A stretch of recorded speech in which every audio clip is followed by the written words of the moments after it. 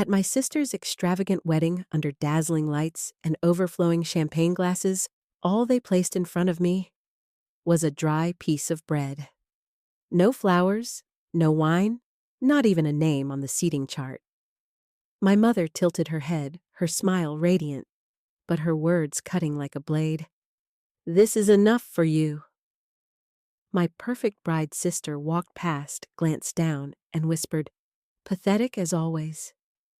In that moment, I had two choices: to walk away quietly in humiliation, or to stand up and make 200 guests fall into absolute silence, forced to witness a truth they never dared to face.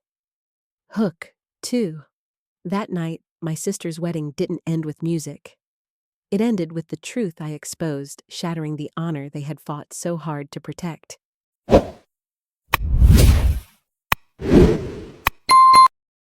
My name is Iris Whitmore. For most of my life, I have been the shadow in the family portrait, the blurred figure in the corner, while everyone else took center stage. If you ask my mother, Evelyn, she'd tell you that Delaney, my younger sister, was born to shine. And me, I was simply there, like background music you hear, but never listen to. I'm 38 now, a photographer by trade. Not the glamorous kind who shoots Vogue covers or society weddings, but the quiet one who captures wrinkled hands around chipped coffee mugs, children in secondhand sneakers chasing light through alleyways, veterans staring out of bus windows with stories etched into their eyes. My lens was my refuge. It gave me a way to prove that even the overlooked had value, even the ordinary carried beauty. But behind every photo I ever took, there was a hunger, an ache for someone to finally turn the camera toward me and say, "I see you, Iris." When I think about childhood, the memories come in two shades: Delaney's spotlight and my silence. I remember the glittering pageant crowns, the recitals where her tutu sparkled beneath the stage lights, the applause echoing like thunder, while I sat in the back row clutching a wilted flower I had bought with my allowance. I remember my mother's proud smile, my father's booming laugh as he clapped harder than anyone in the room. And I remember walking home alone the day they forgot my 10th birthday picnic. I had spent weeks baking cupcakes with Julie, my only friend at the time. Pink frosting, little sprinkles. Delaney had an audition across town, and of course the family went with her. I sat under the oak tree at the park, waiting. The sun went down. My cupcakes remained untouched. Eventually, I carried the box home, sat on the subway with sugar melting on my fingers, and whispered to myself, "Don't cry. It's not important. You're not important." Children don't have the language for neglect. They only have the hollow echo of absence. Mine sounded like laughter drifting down the hall as my parents congratulated Delaney on her trophies, while I stared at the ceiling in my room, pretending the shadows on the wall were my friends. You see, people think cruelty always comes in sharp words or raised hands. But sometimes the deepest wounds are inflicted through silence, through the constant reminder that your presence doesn't matter. My mother never yelled at me. She didn't have to. Her indifference was louder than any insult. My father never scolded me for bad grades. He simply never asked about them. And Delaney. She didn't mock me the way kids often do. She perfected something worse. She looked right through me as if I existed in another orbit that never touched hers. That kind of neglect carves you from the inside out. You grow up thinking invisibility is safer than trying to be seen. You convince yourself you prefer the background. And yet, a small, desperate part of you still longs for a spotlight, even just once. By the time I reached high school, I had already mastered invisibility. I wore hand-me-down dresses, never raised my hand in class, never dared to invite anyone over, because I knew the house was reserved for Delaney's guests, Delaney's parties, Delaney's triumphs. On graduation day, while other parents cried and hugged their children, mine were nowhere to be found. They had another event, some business dinner they deemed more important. I stood at the curb alone, holding a cheap bouquet I'd bought for myself. Julie's father, bless him, offered me a ride home. That night, I looked in the mirror and whispered, if they don't want to see me, maybe I'll learn to see myself. But the truth is, I didn't believe it. My heart was split in two, one half, screaming for recognition, the other half resigned to silence. That tension never left me. It became the battle line inside my chest, the need for love versus the fear of humiliation. Fast forward 20 years and not much had changed. I lived alone in a modest third-floor walk-up in Brooklyn, surrounded by camera equipment and secondhand furniture. My neighbors knew me as the quiet woman with the camera. Clients respected my work but rarely remembered my name. There were no family dinners, no phone calls on holidays, no "How are you, Iris?" from my parents. Silence had become the family's chosen language with me. Sometimes I told myself it didn't matter, that I had built a life of dignity, capturing truth instead of chasing appearances. But late at night, editing photos in the glow of my laptop, the ache would return. I'd picture family portraits that never existed, Christmas mornings, without my presence, wedding anniversaries, where my absence wasn't even noted. I tried to convince myself I didn't care. But caring is a stubborn thing. It burrows deep. When the wedding invitation arrived, thick and elegant, I almost laughed. After years of silence, suddenly I was useful again. Not as a sister, but as a photographer. Delaney wanted me to capture her perfect day free of charge, of course. My mother called within minutes. I assume you'll dress appropriately this time. It's a formal wedding, not one of your little gallery openings. Her words stung, as they always did. No matter how old you get, the inner child never forgets the sting of a mother's dismissal. At first, I considered declining. I rehearsed the words in my head. No, thank you. I won't be attending. But I knew what would follow: accusations of selfishness, guilt trips about family duty, reminders that I should be grateful for even being included. So, I said yes. Not for them. For me. Because some stubborn part of me still wanted to be seen, even if it meant walking into the lion's den. The night of the wedding, I walked into the cathedral-style lobby, marble floors, echoing with laughter, guests shimmering in designer gowns and tuxedos. I wore a simple green dress, minimalist by necessity, not by choice. And there it was, my seat, tucked away, isolated, with nothing but a single piece of dry bread on the plate. No butter, no garnish, no name card. For a moment, I thought it was a mistake. But then I saw her, my mother, gliding through the crowd like a swan, pearls around her neck, her smile polished and poisonous. She leaned close and whispered, "So glad you could make it, darling. This is enough for you." And Delaney, glowing in her designer heels, passed by. She glanced at the plate, then at me, and smirked. Pathetic, as always. In that instant, 38 years of silence collapsed on my chest. Every birthday forgotten, every recital ignored, every night I sat alone, replayed itself in the crack of my mother's voice and the sneer of my sister's smile. I wanted to run. I wanted to disappear, just as they had taught me to do.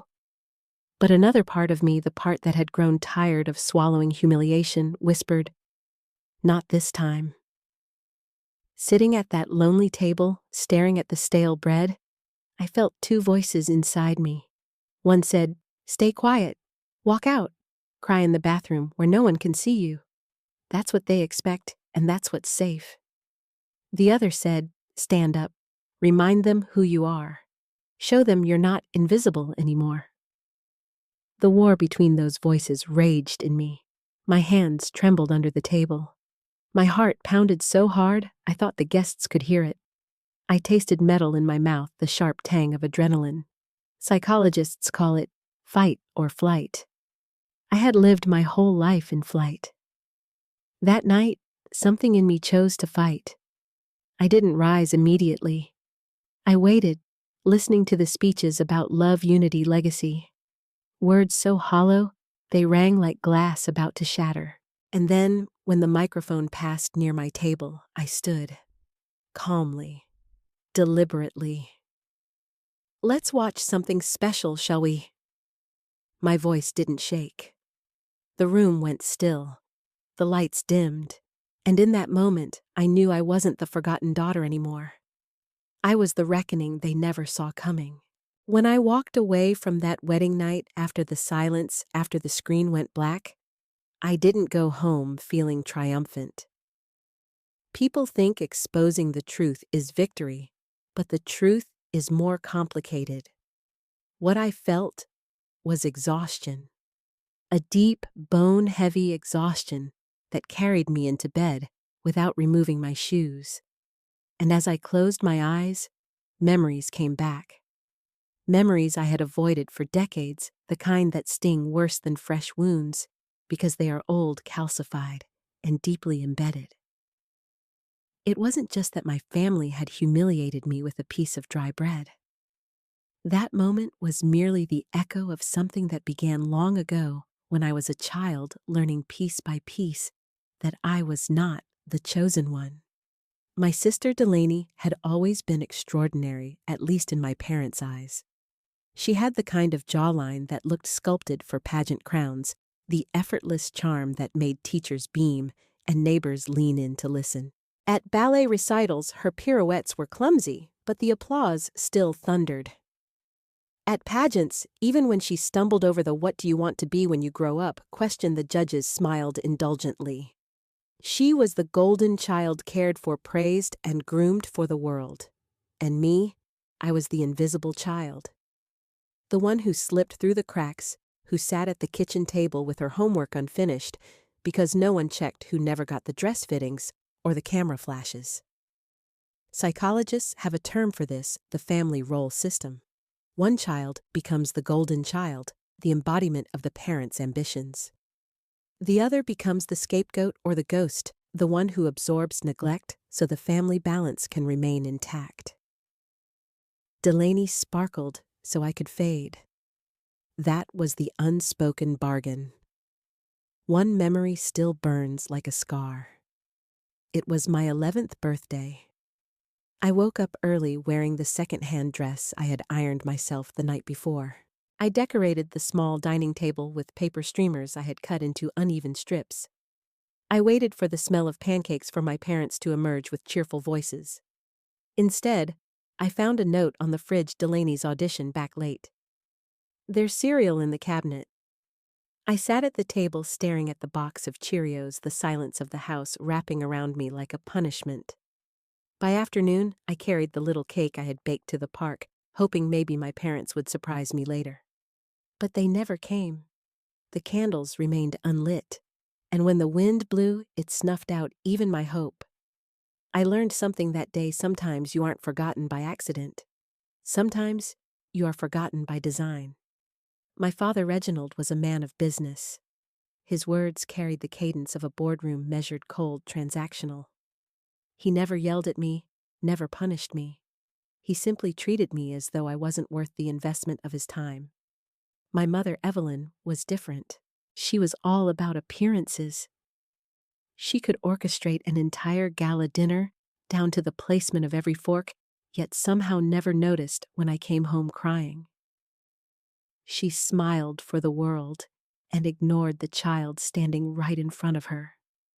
And together, they raised 2 daughters, one they paraded as proof of success, and one they left in the shadows. It took me years to realize the cruelest neglect is not active hatred, it's the absence of care. At least hatred acknowledges your existence. Neglect erases you. Delaney and I rarely fought. That's something people never understand when I tell them my story. They expect tales of screaming matches, hair-pulling slammed doors. But no, Delaney didn't waste her energy on me. She simply ignored me. She lived in a parallel orbit, close enough to see but never colliding. I remember sitting on the porch steps, watching her climb into a chauffeured car for dance lessons. I wanted to ask if I could come just to watch, but I didn't. Because I knew the answer. She had her orbit, and I had mine. Mine was silence. Hers was applause. Neglect doesn't just hurt, it rewires you. As a child, I internalized the rejection. I told myself, if they don't care, it must be because I'm not worth caring about.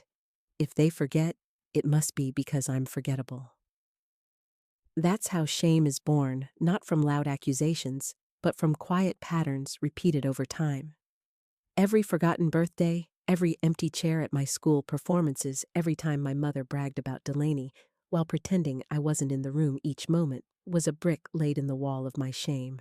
By the time I was a teenager, the wall was so high I couldn't see over it. At my high school graduation, I wore a borrowed white dress too big at the shoulders, pinned with safety clips. I scanned the crowd as names were called.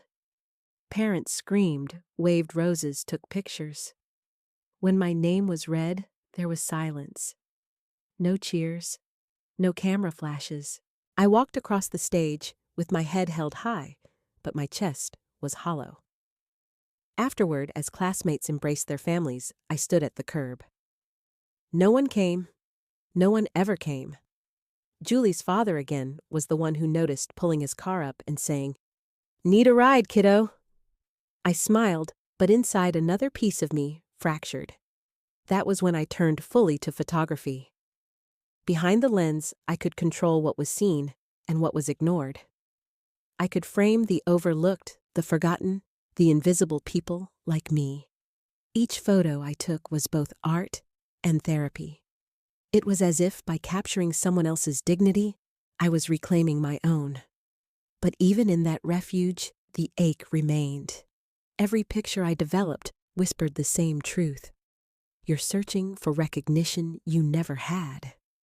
Looking back now through the lens of psychology, I understand something I couldn't as a child neglect is insidious, because it doesn't give you a clear enemy. If someone screams at you, you can fight back. If someone hits you, you know they're wrong. But when no one sees you, when you are treated as irrelevant, the enemy becomes yourself. You start believing I must be invisible because I deserve to be. That belief burrows into your identity, shaping every decision, every relationship. It took me decades to realize I was living my parents' neglect over and over again. Even in my friendships, even in love. All of this, every forgotten birthday, every empty graduation seat, every silent dinner was the soil that grew the moment at my sister's wedding. The dry bread wasn't just bread. It was the culmination of years of erasure. It was every silence, every dismissal, every act of favoritism baked into one tasteless crust. And that's why I couldn't stay quiet anymore. Because if I did, I would be choosing invisibility all over again. 2 days after that sleepless night of memories, I found it in my mailbox, an envelope thick, heavy, impossibly elegant. Its weight announced prestige before I even slid my finger under the flap. Inside was the invitation gold-embossed letters, the Langston family crest, and Delaney's name in bold script. I stared at it for a long time, the paper heavy in my hand, as though the card itself carried the judgment of every year I had been overlooked. It wasn't just an invitation. It was a summons.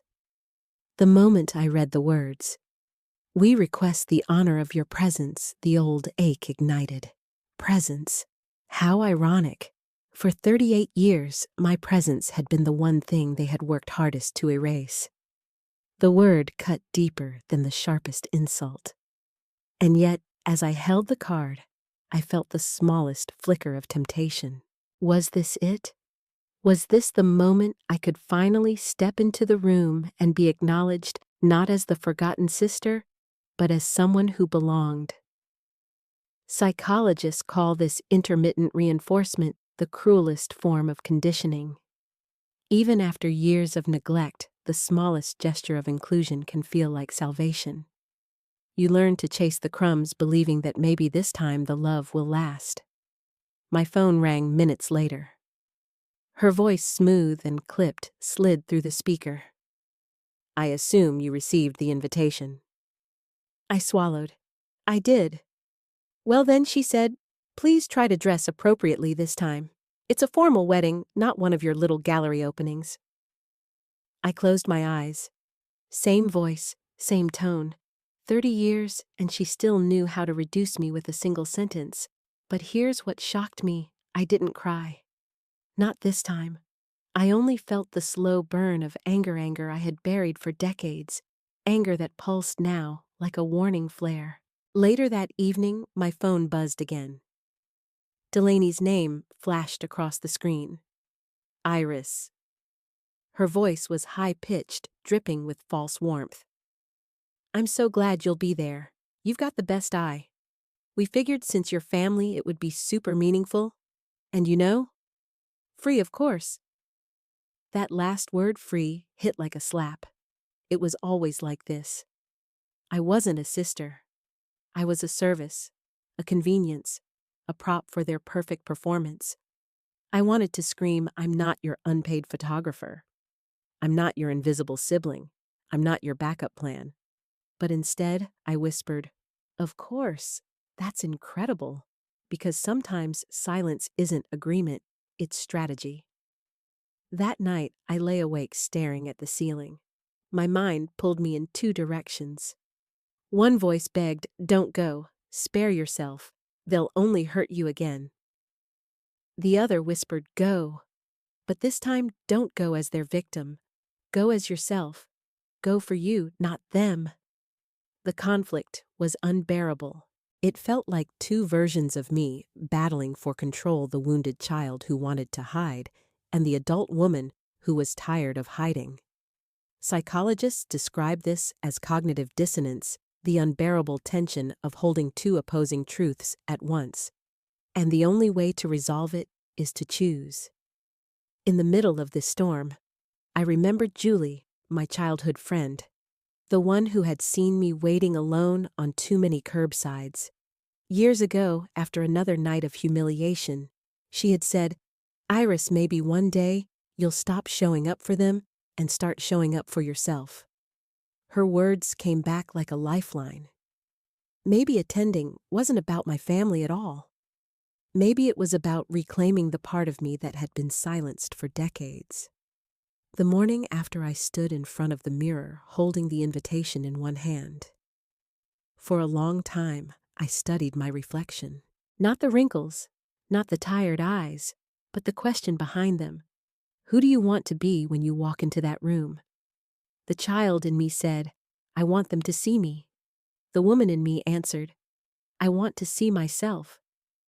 And slowly, I realized those two desires weren't the same. One was a trap. The other was liberation. So I chose. I would go, but not to beg for their approval, not to chase crumbs of validation. I would go because I was done being invisible. And somewhere deep down, though, I didn't fully admit it yet, I knew I had weapons now.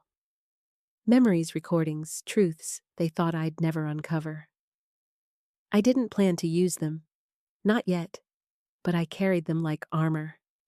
As the wedding approached, I could feel something stirring inside me. It wasn't vengeance, not yet. It was something quieter, heavier. It was the knowledge that I had finally reached the breaking point. The child, who had once sat under an oak tree with untouched cupcakes, was gone. The woman who had stood alone on the graduation curb was gone. What remained was someone who had spent her whole life watching, observing, documenting. And now perhaps it was time to turn the camera on them. The Langston family knew how to host a party. That night, the rooftop lounge of an elite Boston hotel glittered with chandeliers that dripped like icicles, champagne towers that sparkled under soft golden light, and conversations that floated in crisp, moneyed laughter. It wasn't a celebration of love. It was a showcase of legacy. Delaney had secured Jasper Langston a name that carried old money influence and the kind of respectability Evelyn craved like oxygen. I wasn't there as a sister. I was there as the family photographer, a convenient pair of eyes behind the lens. I moved quietly along the perimeter, snapping the rehearsed smiles, the air kisses, the staged embraces. But my mind wasn't on the pictures. It was on survival. I knew better than anyone events like this weren't built for people like me. They were arenas, and in arenas, the invisible must learn to disappear or die. It happened fast. One moment, Delaney was in the center of a circle, laughing too loudly, her diamond ring catching the light. The next, I saw something flicker across her face, something sharp, secretive. Her hand slipped into her clutch. She pulled out her phone, typing rapidly, her lips pressed into a line. Then there it was, the smallest, most dangerous thing, a smile. Not the stage smile she wore for the Langstons, a private one, a guilty one. I tilted my camera instinctively. The lens caught it, that smile, the way her eyes darted, the way her body shifted ever so slightly toward the exit, and then the message. Just a glimpse illuminated on her phone screen before she locked it. Tonight. One last time. My bed not Jasper's? My breath caught. My fingers tightened around the camera. For a moment, I thought I had misread. But then Delaney looked up, her pupils wide, her chest rising with anticipation. This wasn't a mistake. This was betrayal. She excused herself, gracefully heels clicking across marble, then vanished into the private elevator. I should have looked away. Should have pretended I saw nothing. But something stronger than curiosity tugged at me. It was instinct. The same instinct that had guided me behind a lens all these years. The instinct to catch the moments people tried hardest to hide. I followed. The parking garage was dim concrete, echoing with the occasional drip of water. My shoes scuffed against the floor as I stayed in the shadows. Then I saw her, Delaney, standing by a sleek black coupe, and beside her a man who was most certainly not Jasper. His suit jacket loosened his posture intimate.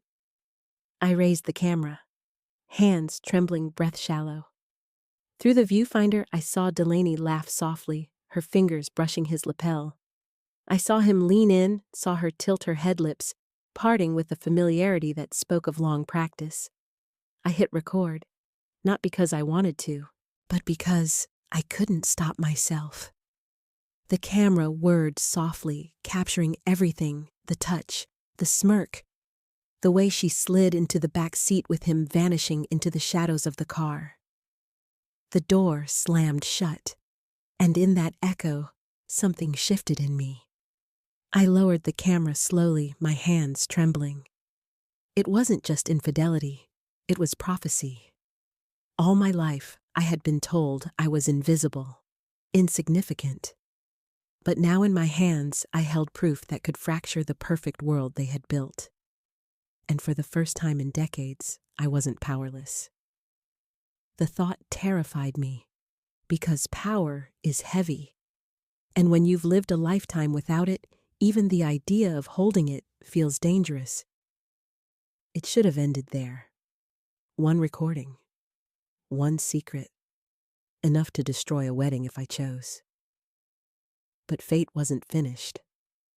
2 nights later, I left the rehearsal dinner early, weaving through the Langston Estates corridors to find my coat. That's when I heard it, my mother's voice. Sharp, deliberate, carrying the tone she reserved for deals, not family. I've already moved the house, the condo at Martha's Vineyard, and the legacy shares into your name. My body froze. Delaney's voice followed, lower, urgent. Are you sure? Because after the wedding, I want everything in motion. We can't afford for him to start poking around. He won't. Evelyn replied with chilling certainty. That man hasn't reviewed a financial document in 5 years. He won't even notice. And then laughter. The sound of 2 women, mother and daughter, conspiring over stolen legacies, as if it were nothing more than brunch gossip. I leaned against the wall, heart pounding, my phone slipping from my hand. But instinct again guided me. I tapped record. Their voices filled the device undeniable. Evidence, betrayal crystallized into sound. When I stumbled out into the night air, I felt hollow. It wasn't just betrayal, it was annihilation. They hadn't only discarded me, they had betrayed my father. They had betrayed Jasper. They had betrayed the very family name they worshipped. And yet, in their arrogance, they never even considered me a threat. Because to them, I was still the ghost, the invisible, the dry bread at the edge of the table. But now, I carried fire. Looking back, I can analyze the moment with clarity. Betrayal is never just about the act itself, it's about the shattering of the story we tell ourselves. Delaney and Evelyn had spent years telling themselves they were untouchable. That appearances mattered more than truth. That no one, not even family, could dismantle their empire. But they had overlooked one thing: the invisible always sees what the spotlight hides. And me, I had spent a lifetime watching, waiting, learning. Now finally, it was my turn. As I walked home that night, the city blurred around me. Streetlights smeared into streaks of gold car horns buzzed in the distance. But all I could hear was the laughter of my mother and sister echoing in my head. I clutched the camera, the phone, the evidence. And with every step, I knew the wedding wasn't going to be the triumph they imagined. It was going to be their reckoning. The ballroom shimmered like a scene out of a magazine spread. Chandeliers poured gold light across tables dressed in ivory silk, each centerpiece a forest of lilies and roses sculpted into perfection. Waiters in white gloves glided between tables, refilling glasses that were never empty long enough to suggest want. It was the kind of room designed to hypnotize wealth-masking wrought appearances, pretending to be truth. And at the very center of it all, Delaney glowed in her gown, like she'd stepped out of a fairy tale illustrated for the rich. I sat at my assigned seat, or rather, the seat they wanted me to occupy. Isolated, marked. My plate a single piece of dry bread. No butter, no garnish. Just enough to humiliate. They thought I'd shrink, that I'd fold into silence the way I always had. But my hand pressed against the USB in my clutch, and I felt the weight of choice pressing back. Tonight, I wasn't the ghost anymore. The toasts began. First came the groomsmen with their polished anecdotes, half jokes, half admiration. Then bridesmaids, their voices high with champagne tears painted delicately at the edges of mascara. Each word was a hymn to love, loyalty, legacy. I tasted bile. They were praising a version of Delaney that never existed, a mask she'd worn so long that even she had begun to believe it. My heart pounded. I could hear it in my ears, a drum beneath the orchestra's strings. My breath came shallow, but my mind sharpened. For 38 years, silence had been my cage. But silence tonight would be complicity. The MC's voice rang out one last toast before we invite the couple to the floor. A pause. A searching gaze across the glittering crowd. That was when I stood. The scrape of my chair against the marble echoed louder than I expected. Heads turned. Whispers sparked. "I have something to share," I said. The MC blinked unsure. But I didn't wait for permission. I walked toward the stage, the USB burning in my hand. Every step felt like walking across a tightrope, the abyss yawning below. Evelyn's face tightened. Delaney froze, bouquet clutched too hard. Jasper tilted his head, polite confusion creasing his brow. I reached the microphone, my voice steady. "I won't offer a toast tonight. I came with something different, something overdue." The AV technician looked at me uncertain. I handed him the drive. "Play it." He hesitated only a second before sliding it into the port. The chandeliers dimmed as the screen at the front of the room flickered to life. Whispers swelled, but I raised a hand. 3 minutes, I said. Give the truth 3 minutes. And then it began. The grainy footage filled the screen. Delaney at the hotel lobby of her own engagement party. The frame captured her glancing at her phone, the unmistakable text glowing briefly. Tonight. One last time. My bed, not Jasper's. Gasps rippled through the crowd. Delaney's face drained of color. The scene shifted. A parking garage, dim cold echoing. A black coupe. Delaney stepped into frame, joined by a man who wasn't Jasper. Their bodies leaned together, her hand on his lapel, his face close, intimate. Then the final betrayal, both slipping into the back seat, the car door shutting with a slam that reverberated through the speakers. The room erupted into whispers, sharp, shocked, hungry whispers. Delaney shot up from her chair, bouquet trembling. Turn it off. That's private. It's doctored. Her voice cracked. No one listened. The screen went black, but the speakers carried another truth, the conversation I had recorded. I've already moved the house, the vineyard condo, and the legacy shares into your name. Evelyn's clipped tone filled the room like a knife. Are you sure? Delaney's voice low and greedy. After the wedding, I want everything in motion fast. He won't notice, Evelyn said with certainty. That man hasn't reviewed a financial document in years. And then the laughter. The cruel, casual laughter of two women dismantling a family legacy as though discussing spa appointments. The silence that followed was deafening. Delaney stumbled forward, face red with panic. This is slander. She's obsessed with me. She's always been jealous. Enough! Jasper's voice cut through, calm, cold.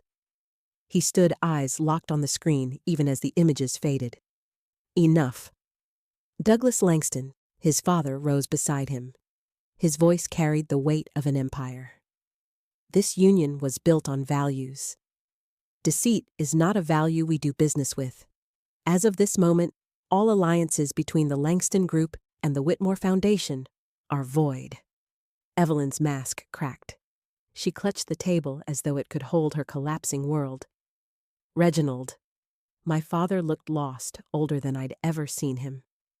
His whisper was barely audible. Is that my house? No one answered. Delaney turned on me, bouquet raised like a weapon. Her voice shrill, breaking. You couldn't stand it, could you? That I finally had everything. You've always been bitter, pathetic? I met her eyes. For once, I didn't look away. I didn't create this, I said. I documented it. The lies were yours. Her mouth opened, but no words came. The crowd watched. Not with pity, not with malice, but with the stunned realization that the golden girl they had admired was made of glass, and I had shown the cracks. Security edged forward. The banquet manager whispered into a headset. The orchestra quietly packed away their instruments, refusing to play a note into the silence. Guests began to file out, murmuring. Some avoided looking at Evelyn. Others glanced at me with something I had never seen before: respect. Evelyn grabbed my wrist as I passed her, her grip like iron wrapped in pearls. You've ruined us, she hissed. No, I said softly. You ruined yourselves. I just stopped the performance. Her hand fell away as if burned. I returned to my table, the table with the dry bread. It looked absurd now, pitiful against the wreckage of grandeur. Jasper walked past me without a word, his face pale but resolved. Delaney fled her dress, a storm of silk and desperation, two bridesmaids rushing behind. Evelyn lingered, whispering frantically to donors, trying to stitch together what could not be mended. Reginald remained seated hollow, staring into nothing. I sat quietly, my heart still pounding, my hands finally steady. For the first time in my life, I had not been silent, and silence was no longer my prison. When I finally left, Rain slicked the streets outside, city lights blurring into streaks.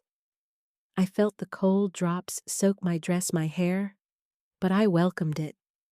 There are baptisms no church can give. That night was not about revenge. Revenge craves applause. This was justice. Quiet, merciless justice.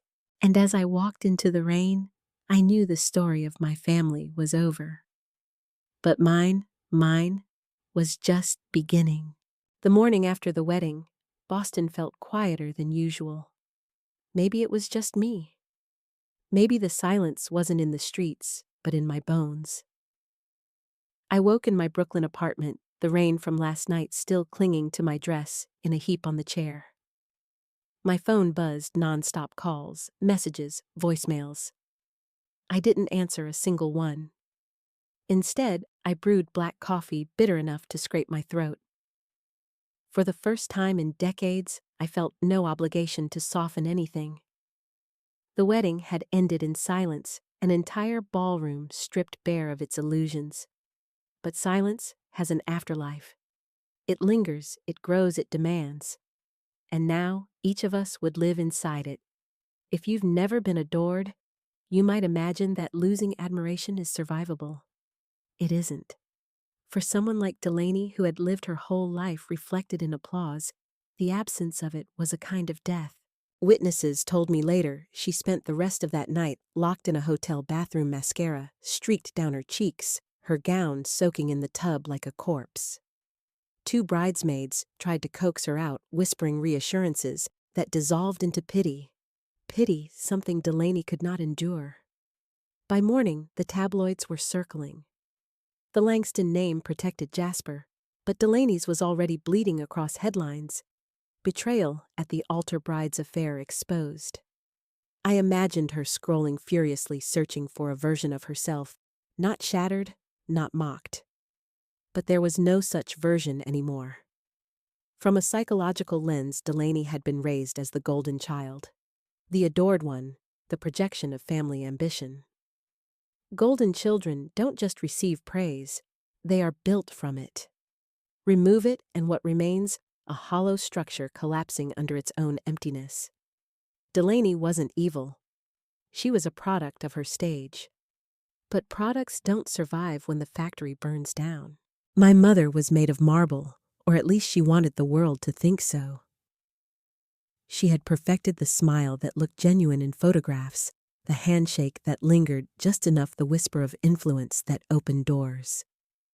But in that ballroom, marble cracked. The Langstons withdrew every agreement. Donors rescinded pledges. Invitations disappeared. Evelyn didn't just lose status, she lost oxygen. Her entire identity had been constructed on perception, and perception is a fragile empire.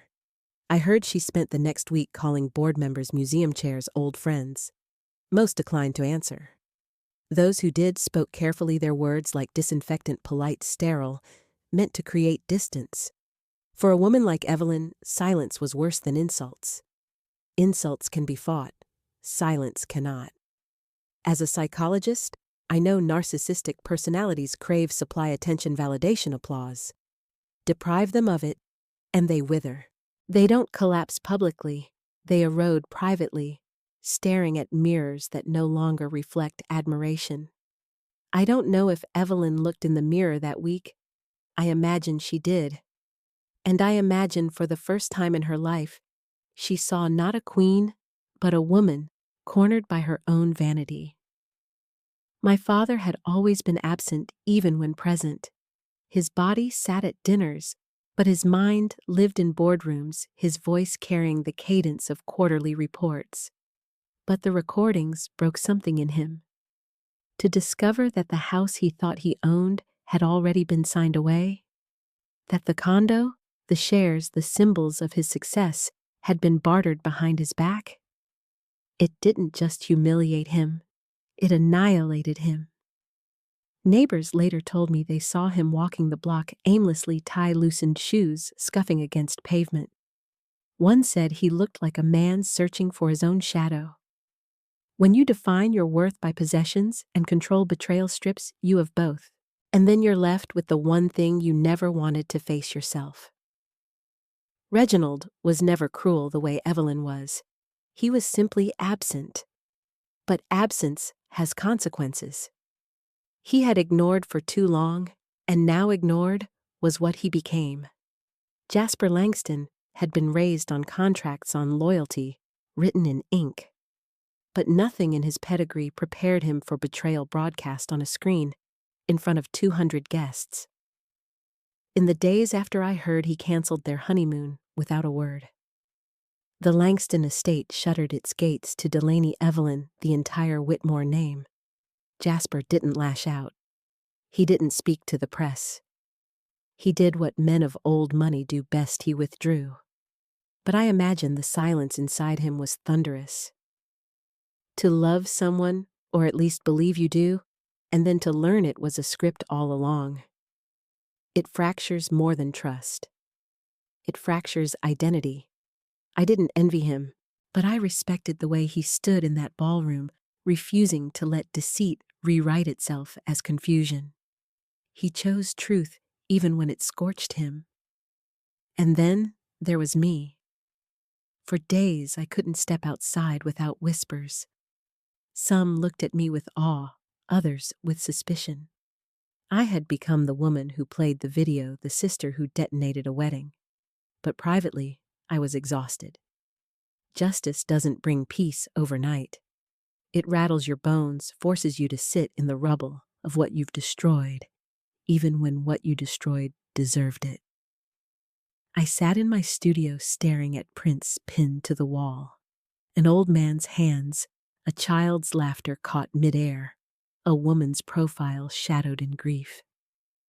I wondered if exposing my family had been art or revenge disguised as truth. Sylvia, the woman in Burgundy, came to visit. She called it art. She told me my courage had transformed pain into expression. I wanted to believe her, but courage feels different when your knees still shake in the quiet. Here's what I've learned after betrayal: there's always silence. Not the peaceful kind, the kind that howls. Silence after exposure is not absence of sound, it's presence of truth. It fills rooms, it fills lives, it forces everyone to confront what they'd rather ignore. Delaney filled her silence with denial, Evelyn with frantic phone calls, Reginald with wandering, Jasper with withdrawal. And me, I filled mine with reflection. Because silence is a mirror. And for the first time, I wasn't invisible in it.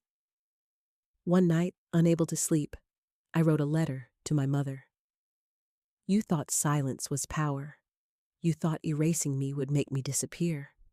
But silence doesn't erase its records. Every birthday forgotten, every performance you skipped, every dry piece of bread.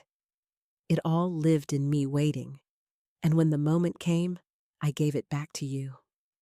Not to hurt you, to show you, to stop pretending. I never sent it. Some truths belong only to the page. Weeks later, the Boston Evening Register ran a subdued piece, Whitmore legacy implodes, wedding scandal signals end of era. The photo beneath the headline wasn't of Delaney or Evelyn. It was of me, standing near the stage, the screen glowing behind me. For the first time, I wasn't in the corner of the frame. I was the frame.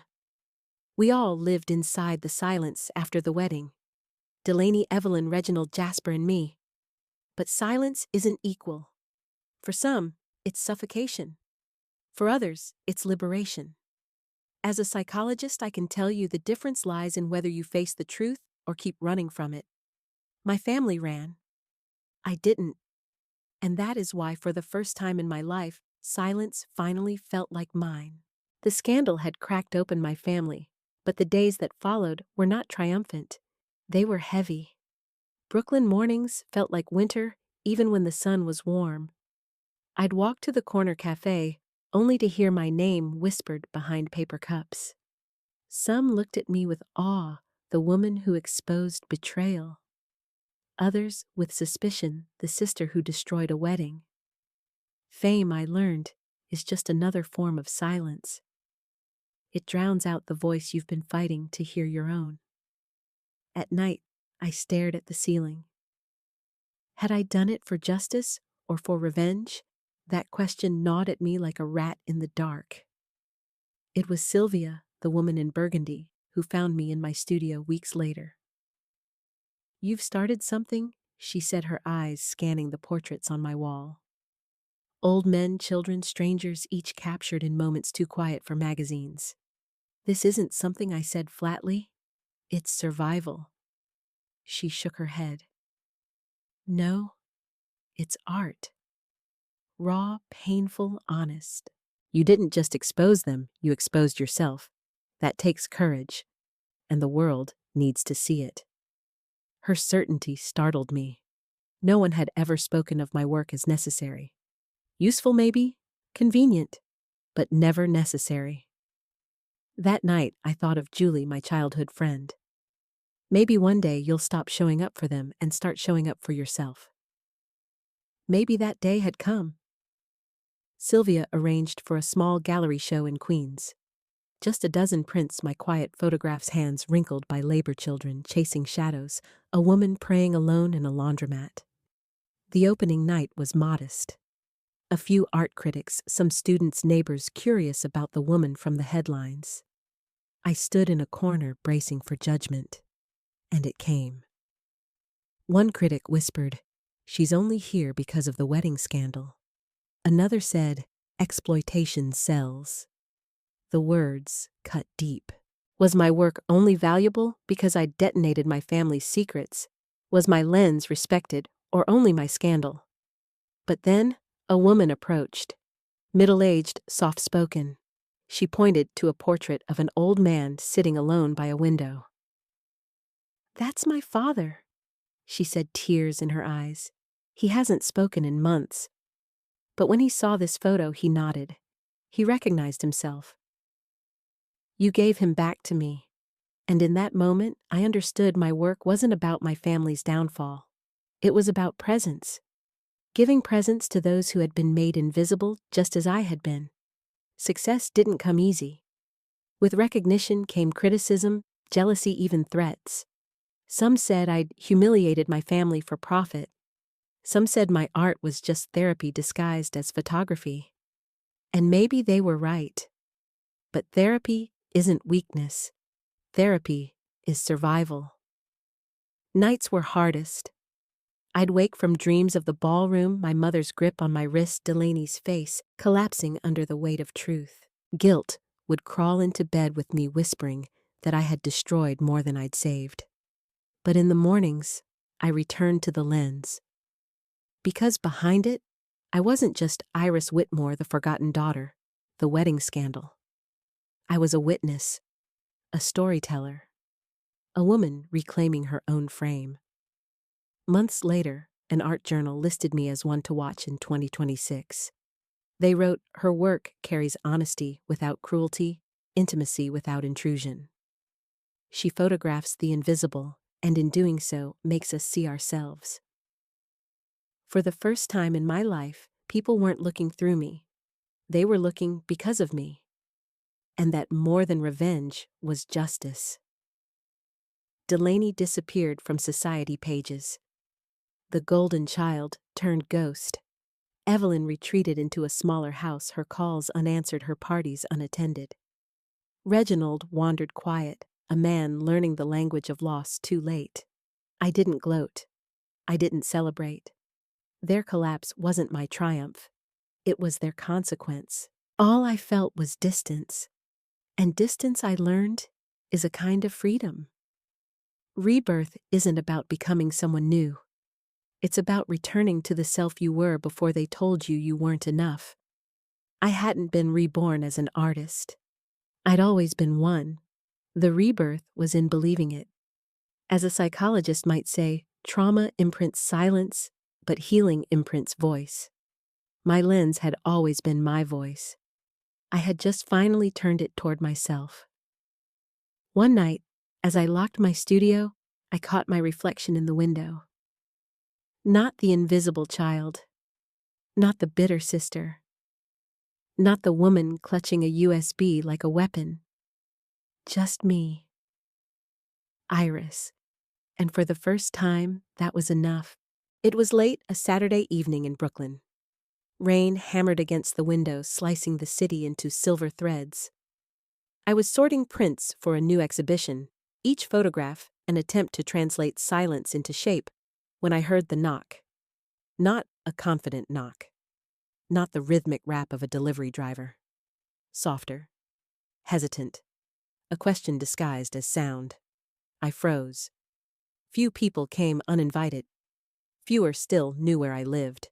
When I opened the door, the night itself seemed to stagger inside. Delaney stood there drenched. Her hair clung to her face. Her designer coat sagged heavy with water, her shoes leaving dark puddles on the floor.